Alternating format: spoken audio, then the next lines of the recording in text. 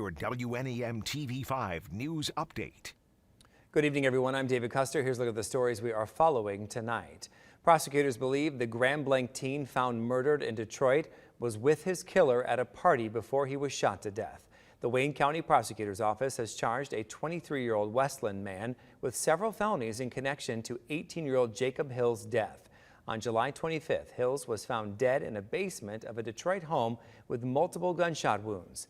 Prosecutors believe Hills brought his AR-15 to that party in Detroit before they say Hills left with the suspect. Prosecutors say they both went into the basement of that home before the killer shot Hills, stole his rifle, and abandoned his car at a Dearborn Heights hookah bar. Police arrested the suspect on Tuesday. He'll be officially arraigned on charges tomorrow morning. The General Motors assembly plant in Orion Township is closed for the day after a man allegedly killed his co-worker. The Oakland County Sheriff's Office says deputies arrived just after 1:30 this morning to a report of an injured person. They found a 49-year-old Gregory Robertson from Pontiac unconscious and bleeding. Deputies performed CPR but could not revive him. They arrested a 48-year-old. The men were both employed by a cleaning service contracted by General Motors. They were not GM employees. The Sheriff's Office says the item used in the killing was recovered. An autopsy is scheduled for today, and the motive in the case is still under investigation. A woman has been hospitalized after a crash in Midland County. It happened last night on US 10 near Sturgeon Road. Midland police found the driver of one vehicle pinned in. She was taken to the emergency room and is now in serious but stable condition. The driver and two passengers in another vehicle were evaluated, but they refused treatment.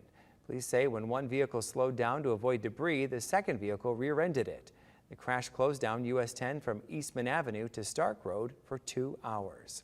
And now here's Chris with your forecast.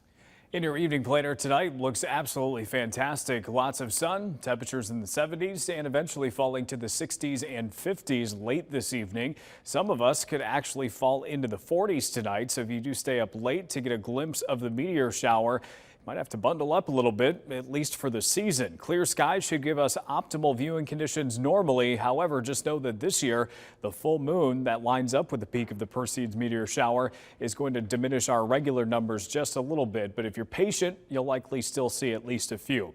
Low temperatures tonight expected to be in those 40s and 50s. Tomorrow, expect temperatures to go back into the mid to upper 70s. Likely a little bit warmer in some places than we were today, but still a little bit below average. Your first Warn 5 pinpoint Doppler radar live from MBS. All dry tonight. We've got some showers and thunderstorms off to our west that will eventually move in as we go towards the weekend, but your Friday should be rain free. Your hour-by-hour forecast through tonight shows the clear skies, perhaps a few fair weather clouds drifting overhead tomorrow, but none of them expected to produce any rain.